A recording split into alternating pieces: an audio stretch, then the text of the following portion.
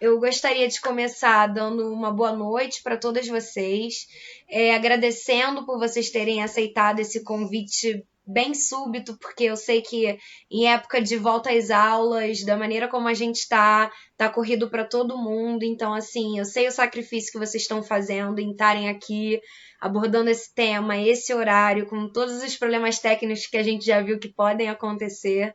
Então, assim, muito obrigada mesmo.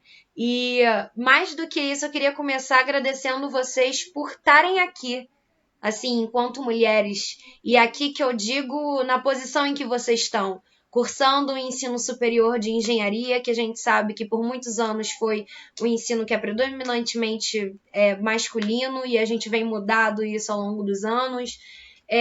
Mulheres que têm tocado projetos tanto para desenvolvimento social quanto para desenvolvimento humano, sustentável. A gente tem aí a professora Karen com o projeto Síntese, que trabalha toda essa questão do meio ambiente, sustentabilidade, não só dentro da nossa FAT, mas fora também. E a gente vê projetos como o Enactus também, que tem esse trabalho, tem esse olhar social. A gente vê a Ética também, que está sempre buscando esse trabalho sustentável em tudo que é projeto que eles aceitam e vão trabalhar em cima disso para prestar consultoria. Então, eu queria dar os parabéns por eu estar aqui reunida com tantas mulheres espetaculares, tá? Parabéns pelo trabalho de vocês, parabéns por vocês terem nos trago até aqui, porque isso vai refletir nas próximas gerações, com certeza, até onde a gente veio. E como um poema que eu li uma vez, né? A minha vista é das costas das mulheres que vieram antes de mim. Então, é sobre isso, sabe? É sobre nossas filhas, nossas sobrinhas, que ainda vão vir com uma próxima geração de mulheres dominantes a estar pegando esses cargos e o espaço que a gente vai conseguir deixar aberto para quando elas vierem. Eu queria começar convidando vocês, quem quiser se voluntariar para ser a primeira, por favor, para estar conversando mesmo com a gente, contando como foi essa trajetória, como vocês escolheram engenharia ou essa parte mais tecnológica do mercado de trabalho. E depois dessa escolha, como foi essa experiência para vocês, como tem sido? Eu quero ouvir de vocês, gente. Vocês têm a palavra agora, fiquem à vontade. E aí, gente? Vamos lá, quem vai ser a primeira? Vamos, Michele! Eu acho que a gente ia começar a professora que tem aí uma experiência a mais, tá? Mas eu vou... eu sou a Michele hoje, gente.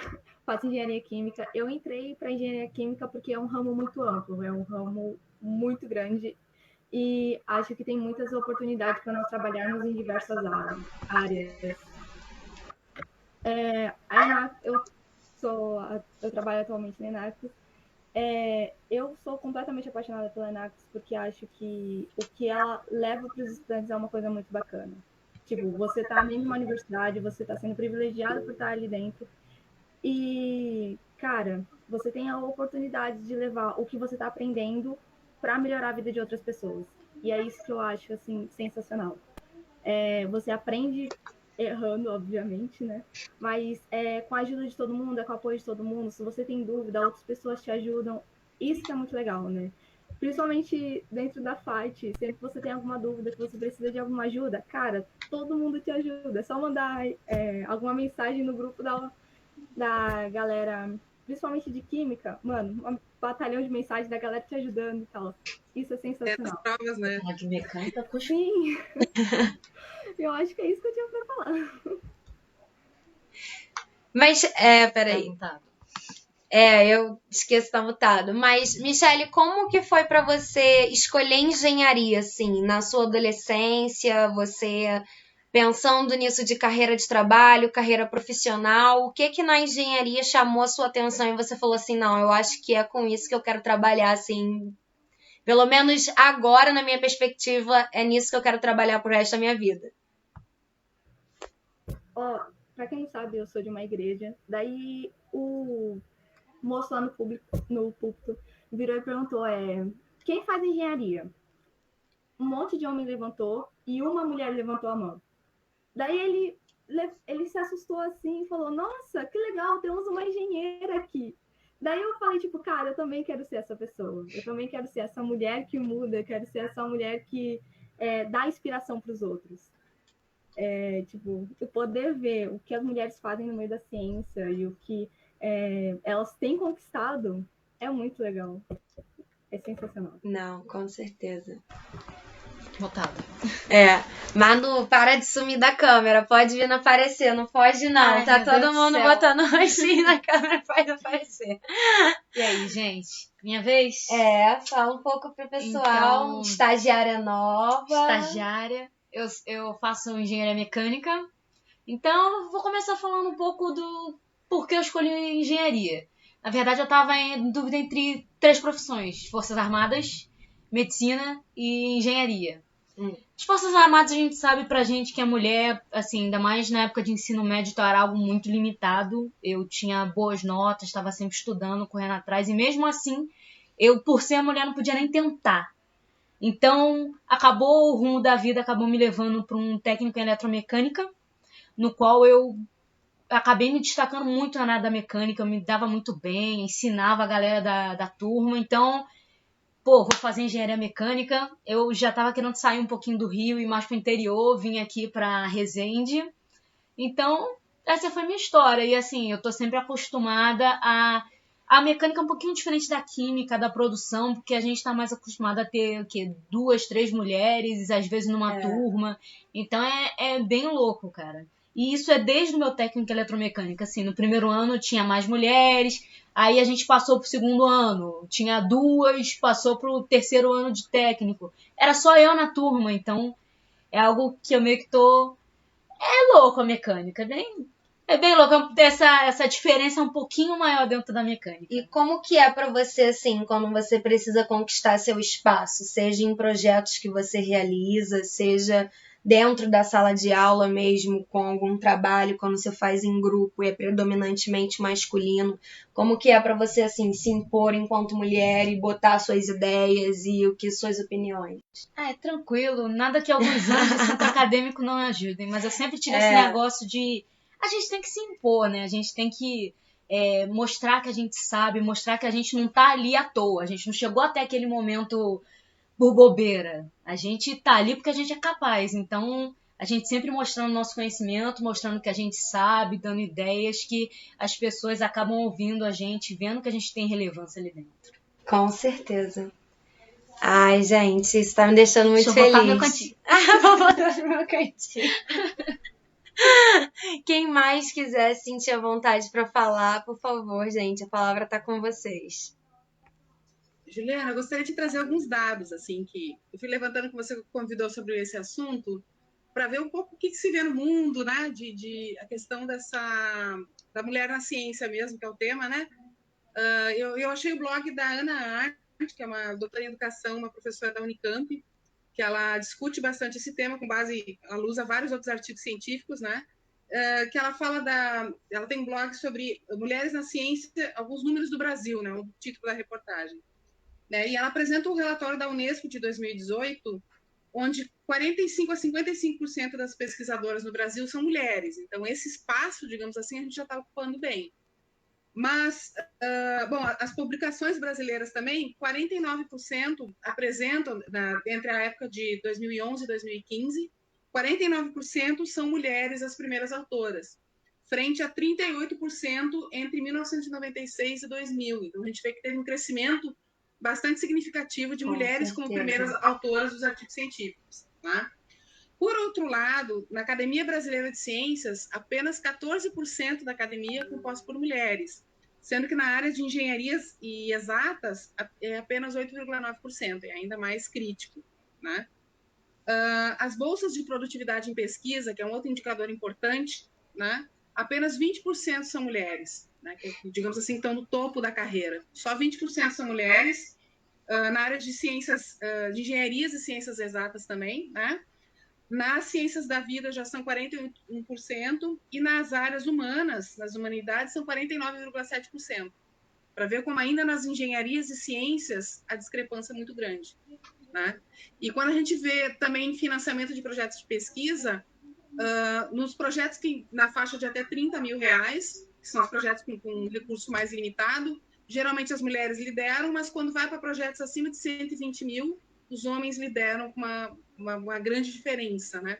Então a gente vê que a gente está ocupando esse espaço, mas ele ainda não é igualitário, né? Tem artigos internacionais que discutem até que tem essas discrepâncias no Brasil e no mundo também, isso está variando, mas esse espaço ainda não é claro, né? Não está ainda, né? A gente justamente está crescendo nas costas de outras, né?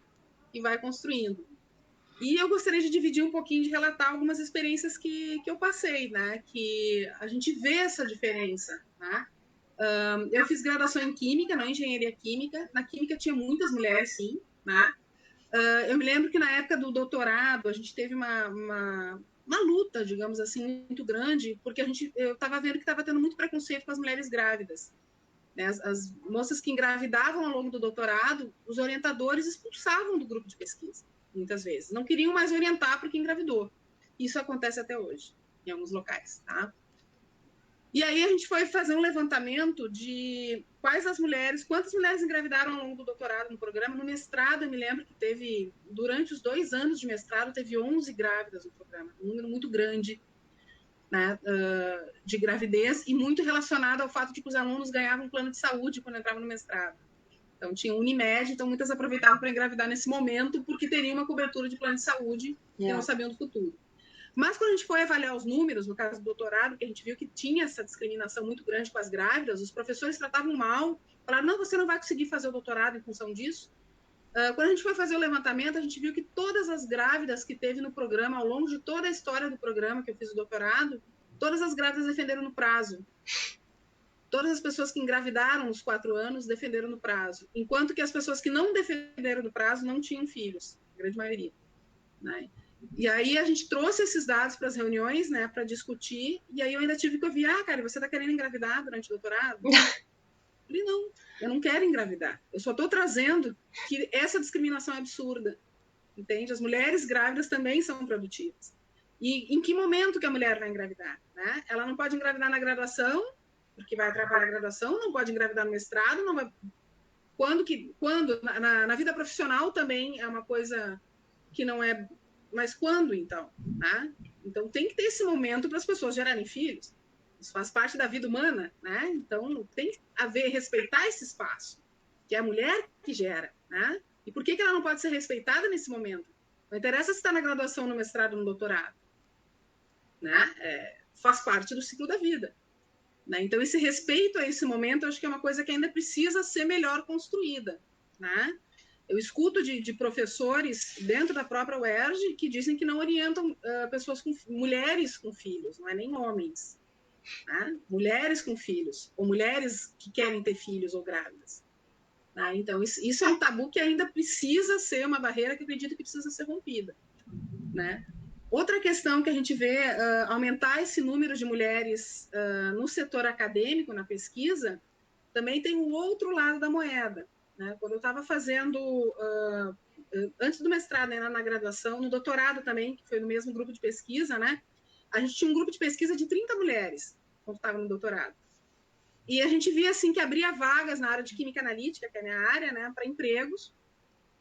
E às vezes entrava um homem no grupo de pesquisa, ficava 2, 3 meses, só por ter aquela experiência ali curta de alguns meses. Quando abriu uma vaga na área de cromatografia, que era a área que a gente trabalhava, contratavam esse homem. E não aquelas mulheres que estavam ali há 4, 6 anos trabalhando com cromatografia, que tinham muito mais experiência, muito mais expertise no assunto. Por quê? Simplesmente porque eram mulheres. Né? Eu já ouvi numa entrevista de emprego que eu era muito qualificada, mas eu era mulher. Né? Já ouvi isso. Que realmente provavelmente eu não ia poder viajar quando eu tivesse filhos, então eu não seria adequada para a função porque eu era mulher.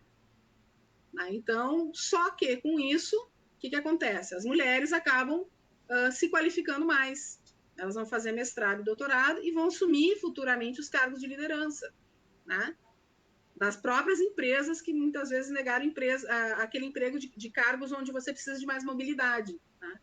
Então, essa realidade está acontecendo. A gente vê cada vez mais a pós-graduação crescendo o número de mulheres, né? Até porque as vagas no mercado de trabalho, quando você é recém-formado, às vezes são fechadas em função disso. Né? Então, isso é uma discussão que acaba tendo essa dinâmica. Se as mulheres se qualificarem mais, elas vão acabar sendo as líderes. Né? Então, Acho que seria essas questões, acho que mais relevantes, deixar espaço para vocês também, senão me empolgo demais, né? Certo? Divirtam-se, vamos conversando. Eu gosto muito dessa discrepância nos números que você trouxe, porque, por exemplo, a gente vê que claramente as mulheres são minoria no campo da pesquisa, no campo de investimento, no campo de tecnológico mesmo, e mesmo assim elas sendo a minoria, elas ainda são as que mais produzem, são as que mais realizam pesquisa, são as que mais produzem artigo científico.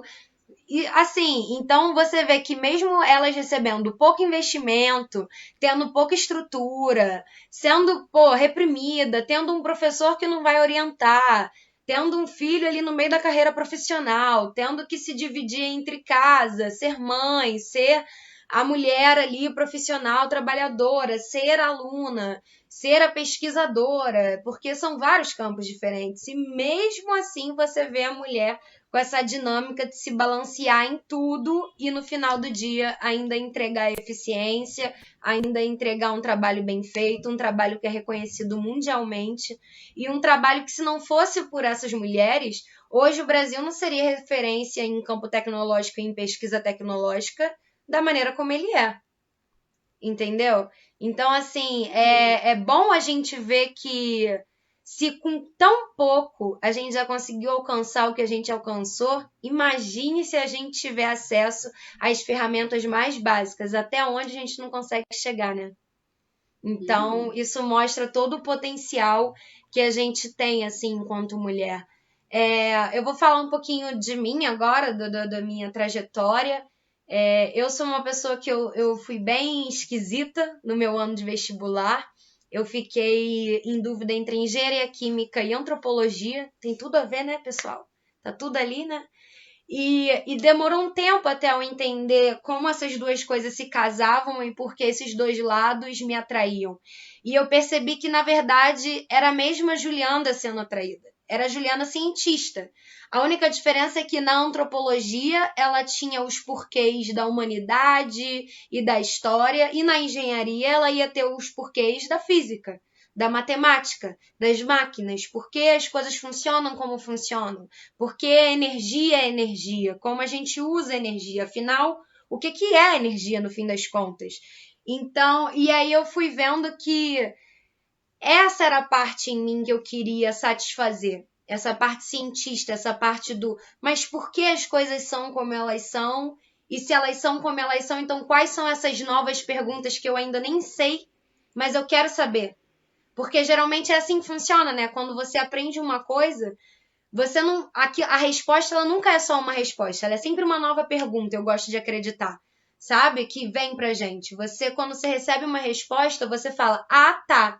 Mas sabe? A resposta ela só é uma boa resposta, na minha opinião, quando ela traz uma nova pergunta junto com ela. Porque isso significa que você avançou. Você entendeu uma etapa. Agora vem a outra parte do desconhecido que ainda falta. E para mim o campo da engenharia foi muito isso. E quando eu entrei na faculdade, eu fui da primeira turma de engenharia química dentro da FAT. E eu lembro que, assim, mesmo engenharia química, essa parte da engenharia voltada para química, como a Karen falou, que fez química, tem uma predominância de mulheres, ainda assim, quando você se volta para a engenharia ou você se volta para o campo tecnológico, você sabe que quando é uma mulher falando ou quando é um homem falando, a respeitabilidade não vai ser a mesma, ali não vai ser igual. E dentro da faculdade não foi diferente, sabe? Quantas e quantas vezes em grupo de estudos, eu com colegas meus, e até por isso eu perguntei pra Manu, tipo, como você trabalhou isso, de você expressar suas opiniões e dar suas ideias com confiança e impor ali o que você pensa como algo válido? É porque isso foi algo que eu tive que desenvolver muito na faculdade. Entendeu? Na escola é diferente. Na escola você estuda, você é responsável pelo seu. Você não é responsável pelo outro. A faculdade, ela está te preparando para o mercado de trabalho. Então, ela te mostra que, na verdade, o que é importante é o produto final. Não é você, não é fulano. É o que em grupo vocês conseguem produzir com a habilidade e inteligência de cada um. Então, para mim, enquanto mulher, chegar nesses grupos e impor minhas ideias, quantas e quantas vezes para os homens era aquela coisa, você fala alto demais, ou você é impositiva demais, você é muito brava, você é muito nervosa, você é muito... E às vezes você está calmamente com dados estatísticos, fatos científicos ali, apresentando artigos para a pessoa, tipo, olha, eu acho que a melhor abordagem deveria ser essa, porque tem estudos que comprovam que essa é a melhor. E aí a pessoa, simplesmente porque é uma mulher falando, fala, tá, mas não. E aí você fica... Vamos lá, vamos aprender uma nova maneira de fazer essa pessoa olhar por essa perspectiva e entender que o que você está falando não é emocional, não é porque eu sou mulher que eu vou ser sempre emotiva e sensível e a flor da pele. Eu posso ser isso tudo se eu quiser, mas eu sou muito lógica também, sabe? E você vê isso até numa forma genética na mulher. Nós somos a parte da espécie que é multitarefa. Nós éramos a parte da espécie que lá no tempo das cavernas, quando o cara saía para caçar a onça, a gente ficava na caverna cuidando das crianças, cuidando da segurança das crianças, mantendo ela vivas, cuidando da casa, cuidando do local. Ou seja, a mulher ela tinha que estar em estado de alerta num 360 desde sempre. Ela teve que aprender a ser multitarefas e desenvolver inúmeros tipos de... e olhar as coisas por perspectivas diferentes desde sempre. Então, eu acho que isso que a gente vem para agregar, sabe? Não é a gente começar a ligar tudo que é feminino a uma coisa pejorativa. Ah, você é feminina demais, você é sensível demais. Sim.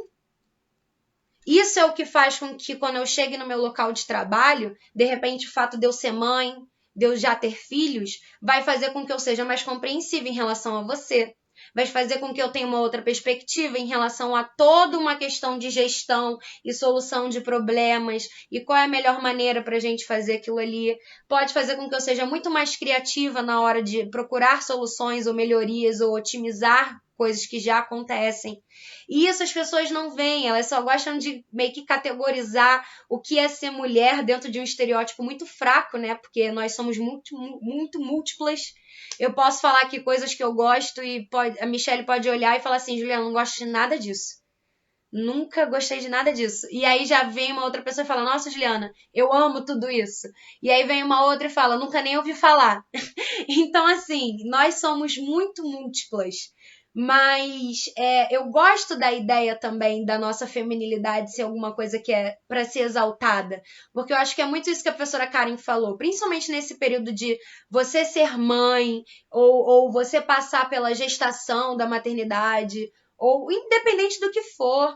Pelo amor de Deus, o fato da mulher ter essa maternidade, conseguir criar outros seres humanos, conseguir educar esses seres humanos e colocar eles para a vida e nutrir esses seres humanos com amor e conhecimento e sabedoria e passar para eles o máximo que ela conseguir, isso já faz dela uma educadora nata, isso já faz dela uma cientista nata. Porque ela tá passando para frente curiosidades. Tem uma coisa, a Karen, a mãe, ela vai saber responder. Tem uma coisa que mãe responde o dia inteiro é por quê? Mas por quê, mãe? Mãe, mas por quê? A professora Luciana tá entrando. Os filhos ficam o dia inteiro só falando isso. Boa noite, professora Luciana, tudo bem? E se tem uma coisa que a professora Karen vai poder falar para vocês é isso. As mães passam o dia inteiro respondendo por quê. Tem alguma coisa mais cientista do que isso? Você passar o seu dia explicando o mundo natural para seres humanos que estão começando a entender o que é o mundo natural? Isso é sensacional. E aí você vem dizer que essas mulheres, por serem mulheres e terem esse papel, elas estão menos preparadas para o mundo tecnológico? Eu digo o contrário.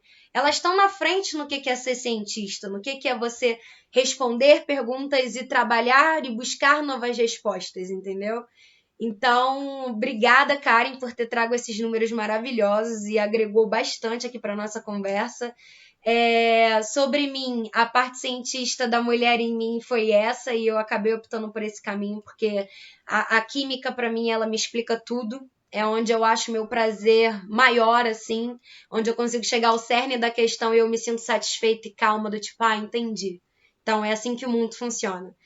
E eu queria saber mais de vocês, sobre como foi essa trajetória para vocês de entrar nesse mundo, de escolher engenharia, de repente mercado de trabalho para quem já estagia ou então está ligado a uma empresa júnior como a Ética, como a Enactus. Como que é para vocês entrar nesse mercado de trabalho, porque não deixa de ser um mercado de trabalho e um aprendizado. E como que foi esse desenvolvimento para vocês? O que vocês aprenderam assim? Quer me explorar logo aqui? Então, eu gostaria até de pegar um gancho com base em tudo que você falou, Juliana. Foi, assim, super necessário tudo que você apresentou. E essa questão de, além de nós sermos mulheres, nós somos indivíduos. E nessa pequena apresentação que eu montei para nós, mulheres da ética, nos apresentarmos um pouco, vocês vão ver que nós temos inúmeras qualificações, inúmeros interesses diversificados que individualizam a gente, que fazem com que nós sejamos diferentes umas das outras. Então, a gente precisa colocar em ênfase que, além de sermos mulheres, nós temos esse outro lado, nosso lado pessoal, que distingue a gente de qualquer outro profissional. Vocês já estão vendo minha tela? Só para ter certeza. Tá, você tá mutada, velho. Sim. A leitura de lado. Eu tenho uma apresentaçãozinha aqui para mostrar para vocês. Esses são todos os rostinhos das nossas mulheres da ética. E vou começar com a nossa apresentação sobre quem são essas mulheres. Boa noite, gente. Eu me chamo Dilane, né? Sou gerente de recursos, gerente de RH na Ética, né? Curso em Engenharia de Produção. Eu fiquei em dúvida na época, creio, eu sou professora, né, do ensino fundamental. E eu estava em dúvida entre matemática e engenharia, porque eu sempre quis fazer engenharia, mas quando eu entrei para a educação, né, a gente vai se encantando cada vez mais com as crianças, enfim. E durante a minha formação, né, que foram 4 anos de ensino médio, eu fiz o curso de Agente Popular em Saúde Ambiental em Comunidades, oferecido pela Fiocruz. E é excepcional, é incrível, porque a gente pesquisa 1000 coisas, a gente apresenta desde das funções naturais, o que acontece, a água, o ciclo. As crianças ficam encantadas, porque para eles isso tudo é mágica, né? Então, eu sou apaixonada pela leitura, né? Sou suspeita a falar. Praticidade, né? Porque praticidade hoje em dia é tudo. E, acima de tudo, educação científica. É isso. Bom, um pouquinho sobre mim. Eu sou diretora de projetos na Ética. Eu curso Engenharia de Produção. Eu sou formada em logística, aprendiz na Volkswagen, tenho uma enorme paixão por aprender novos idiomas e pela participação em projetos que apoiam causas sociais.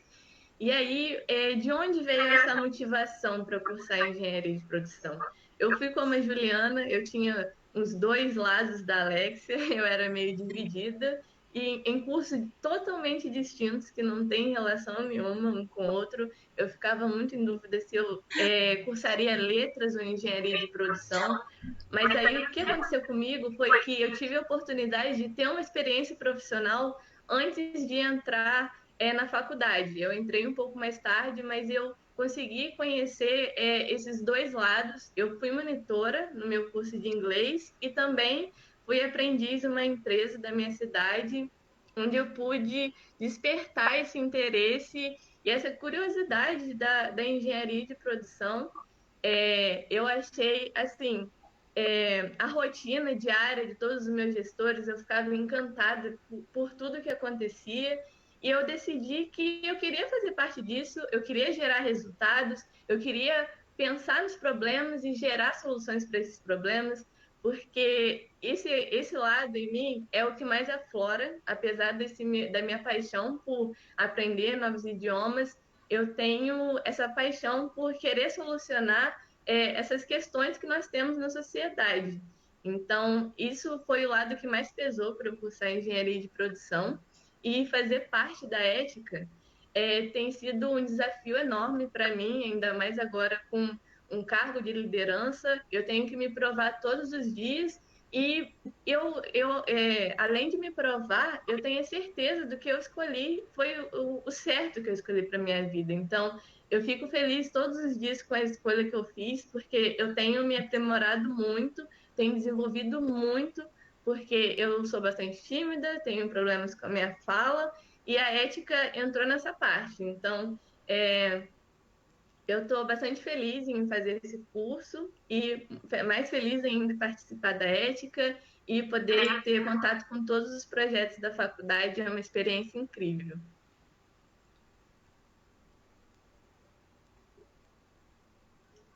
Boa noite, meu nome é Luísa, eu sou a diretora de Recursos Humanos da ética. Eu faço engenharia química e estou formada em técnica em química. Porém, meu amor em química voltou, tipo, meu 5º ano eu já era apaixonada por química, eu já falava que eu queria ser engenheira química.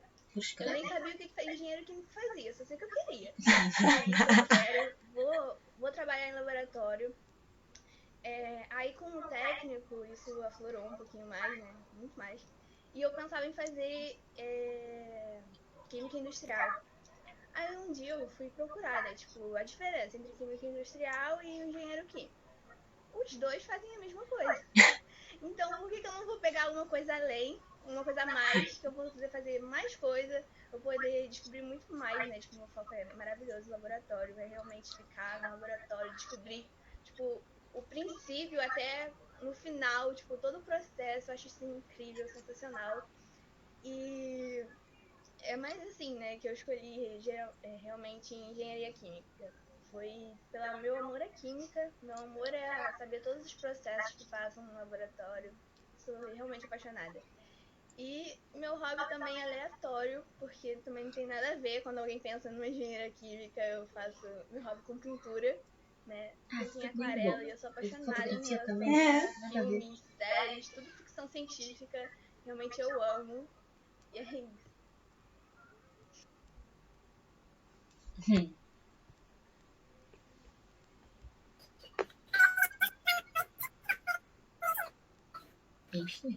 Thalita, deu um problema no seu microfone.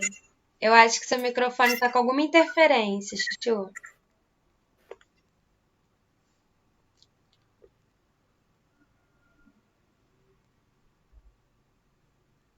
Entrou de novo. Gente, voltei. Estão me ouvindo agora? Gente, boa noite. Meu nome é Thalita. Eu sou a diretora de marketing da ética. Eu curso engenharia química. Sou fotógrafa. Tenho minha própria lojinha. E eu sou apaixonada por balé clássico.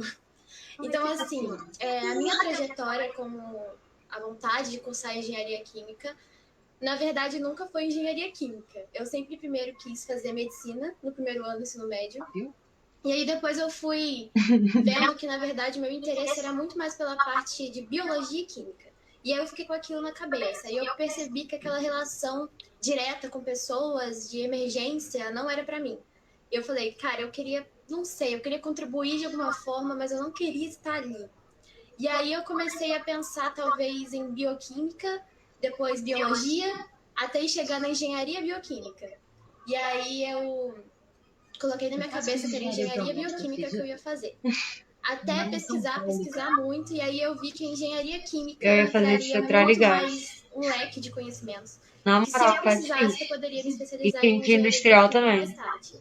Então, assim, eu sou muito apaixonada pela química, de pensar que coisinhas tão pequenas, vamos dizer assim, fazem uma diferença e deixam o mundo muito maior. Então, eu acho que eu tô no lugar certo. E como vocês podem ver, são muitas coisas opostas. O que fotógrafa ou balé tem a ver com engenharia, mas são as minhas paixões. Então, é isso, gente. Vamos usar a apresentação delas de base para falar de mim. Gostei. Boa noite, gente. Eu sou a Bruna. Sou diretora de vendas. Estou cursando engenharia de produção. Engenharia nunca foi a minha opção inicial, né? Eu fiz o ensino médio todo voltado para área militar. E no meu último ano, eu comecei a repensar se era o que eu queria, porque na turma já era um número muito menor de mulheres, né, do que de homens. além das vagas também serem um número pequeno para mulher e diferente de homens. Então isso já ficou pesando muito. Dentro de sala de aula você já conseguia ver essa diferença, onde os homens tinham mais voz do que as mulheres sempre. Então, a minha irmã, né, passou para a FAT para fazer engenharia mecânica e foi onde eu comecei a pensar na possibilidade, porque ela sempre chegava contando alguma coisa nova, uma experiência, iniciação científica, e foi onde eu comecei a surgir o interesse, comecei a pesquisar, me interessar e optei por tentar, né? E quando eu entrei na ética, foi assim, a resposta da escolha, porque eu ainda estava um pouco perdida. E quando eu entrei, eu vi, caraca, é realmente isso que eu quero. Tipo, a Luma era presidente na época e me chamou muita atenção, porque era uma mulher em liderança, né? E foi onde eu comecei realmente a me apaixonar, a gostar, e hoje, sei lá, eu faço com muito gosto e a certeza, sabe, de ter feito uma boa escolha. E eu tenho muito hábito de ler, eu gosto muito, amo fazer esporte e tô sempre disposta, sabe, a aprender coisas novas. E a engenharia te proporciona isso.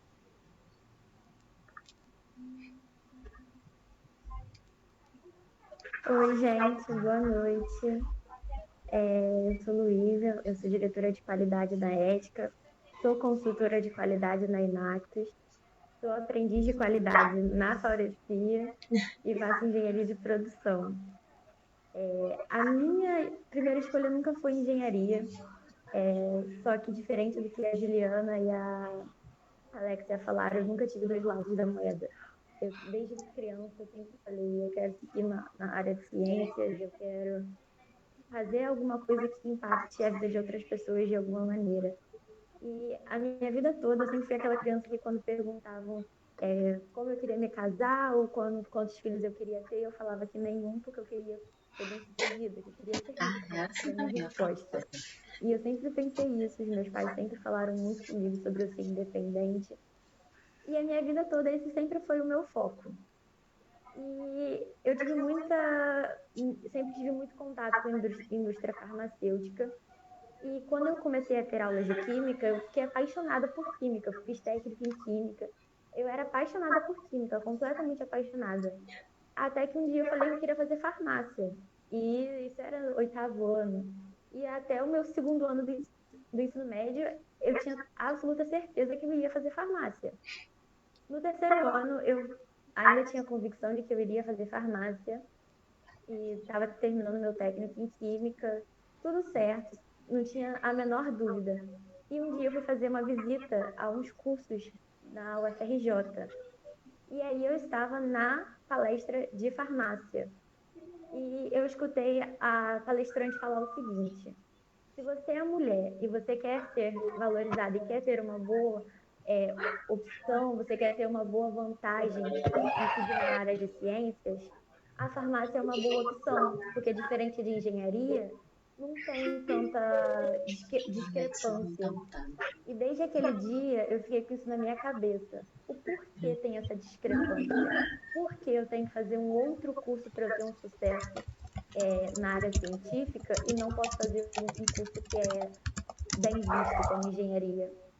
E eu fiquei sempre com isso na minha cabeça. Desde esse dia eu fiquei com isso na cabeça e eu fiquei pensando, por que eu não posso fazer engenharia e não ter essa grande discrepância? Só que nunca foi minha intenção fazer engenharia, porque eu não me identificava com nenhuma engenharia. Eu pesquisei várias e nunca me identifiquei com nenhuma. Até que um dia eu estava mexendo no Instagram e chegou um post para mim sobre gestão da qualidade. Eu tenho tios que são engenheiros de produção, eu conheço pessoas que são engenheiros de produção, mas nunca pesquisei. E a partir desse post eu pesquisei e eu vi que eu fiquei apaixonada pela área. E a minha família toda sempre soube que eu queria fazer farmácia, porque eu era apaixonada por química e sempre tive essa certeza. E quando chegou na minha época de fazer vestibular, minha família chegou para conversar comigo, perguntando sobre qual curso eu iria tentar, para qual universidade. E aí eu falei, vou tentar para o UERJ. E aí, mas na UERJ não tem farmácia. E aí eu cheguei, porque eu não vou fazer mais farmácia. E foi um choque para todo mundo, porque ninguém esperava que eu fosse fazer engenharia. Eu sempre fui aquela pessoa que tive a certeza do que eu ia fazer. Mas depois que eu saí daquela palestra, eu não conseguia parar de pensar naquela frase, de que para eu ter um sucesso, para eu ter uma chance melhor, eu não poderia fazer engenharia, eu tinha que fazer farmácia. E eu fiquei inconformadíssima com aquilo. Eu não me não, eu pensava naquilo todos os dias. Eu acho que a minha escola inteira sobre essa palestra, porque eu falei muito sobre isso, que eu tinha ficado muito inconformada, porque a palestrante era uma palestrante mulher. E ela estava deixando claro que a gente tinha que se conformar com a situação, que para ter sucesso você não pode fazer engenharia, você tem que fazer farmácia. Não que farmácia seja um curso ruim, mas ela simplesmente falou que era um curso abaixo e eu, por ser mulher, eu teria que me contentar com ele, que eu não poderia ter uma nova visão. E aí eu escolhi engenharia, entrei na faculdade, vim para Resende, e foi quando eu comecei a ver a presença do machismo que tem. Eu estava namorando na época, e a primeira coisa que todo mundo me perguntava era: seu namorado deixou você ir? Direto, até hoje. O que seu namorado acha? Como se a minha decisão não valesse de nada, como se o meu sonho, como se a minha vontade de estar em outro lugar, estar me dedicando, estar buscando melhor para mim, não valesse. O que valesse era a opção do meu namorado, de eu poder ou não participar daquilo, de eu poder ou não mudar de cidade. E eu fiquei mais indignada ainda. E aí eu cheguei na faculdade e era visível que tinha muito mais homens do que mulheres. E aí eu ainda estava em dúvida se eu iria fazer ou não, se eu iria continuar, porque eu sempre tive a certeza de que eu iria fazer farmácia. E foi uma mudança muito grande. E aí, quando eu comecei a faculdade, eu conheci pessoas incríveis. Eu percebi que mesmo sendo mulher, eu posso sim chegar a um lugar de liderança, eu posso sim alcançar novos lugares e eu não preciso me conformar com uma coisa simplesmente por ser mulher. Quando eu entrei na ética, eu tive total certeza disso, porque a princípio a diretora era a Luma, a diretora-presidente era a Luma, e já foi um grande assim, ué, não é um homem que é presidente? Já foi um baque. E aí as diretoras também eram mulheres. E eu fiquei, caraca, já tem ué, uma tem liderança só como. com mulheres na liderança. E hoje eu sou diretora, e hoje a maioria dos diretores são mulheres. E eu vejo que sim, a gente pode chegar, a gente não pode se conformar. Porque se há 3 anos, 4 anos atrás, eu tivesse escutado aquela palestra e tivesse ido para a farmácia, eu sei que até hoje eu iria estar pensando nisso, que eu me conformei. E é isso que eu acho que a gente tem sempre que pensar. A gente não tem que se conformar com nada. A gente pode sim. A gente pode chegar aonde for. Não, ser mulher não faz a gente ser menos inteligente, ser menos capaz. Pelo contrário, a gente pode. E é isso que eu falo para todo mundo, falo para todas as minhas amigas. Eu sempre deixo claro o quanto eu me orgulho da trajetória de cada uma delas, porque eu acho que a gente tem que sempre uma apoiar a outra e sempre deixar claro para outras mulheres: não se conforme, tenta, que a gente pode sim chegar longe. Muito bom, Luiz, adorei. E pegando um gancho, nós acabamos fazendo uma pesquisa que falava um pouco sobre esses cargos de influência. As mulheres são maioria na ciência, como a Karen apresentou os dados para a gente, nós somos a maioria, só que apenas 23% tem esses cargos de influência. Então, nesse ponto, a gente já observa que a gente precisa alcançar mais, a gente precisa caminhar mais, e a ética é uma demonstração de que nós estamos mudando esse cenário aos poucos, e também no quadro geral um dia vai modificar, nós estamos no caminho certo para modificar isso. Nós temos um cenário incrível na nossa empresa, em que 75% dos nossos cargos de liderança são compostos por mulheres que estão engajadas em servir de inspiração para mulheres das próximas gestões. Eu tenho isso como base. A minha diretora me incentivou muito para que eu me tornasse diretora e propagasse isso para as próximas meninas que vão se tornar líderes. Então, nós temos que exercer essa influência, exercer esse papel e fazer com que elas se inspirem. E 70% dos membros da ética também são representados por mulheres brilhantes que estão determinadas em fazer a diferença. executam as atividades com excelência e aplicam um carinho enorme em tudo que elas fazem. Então, nós sentimos que nós estamos no caminho certo e eu gostaria de fazer um pedido a vocês, que vocês falassem um pouco sobre os desafios que vocês encontraram sendo líderes ou até mesmo parte desses importantes projetos que nós temos na faculdade, como o Projeto Síntese, o CA, inúmeros, eu não vou citar todos, mas todas as meninas que estão presentes aqui falassem um pouco sobre os desafios que vocês encontraram, falassem sobre um pouco da experiência de vocês. Nós ficaríamos muito felizes em saber um pouquinho mais sobre a trajetória de vocês na execução das atividades nesses projetos.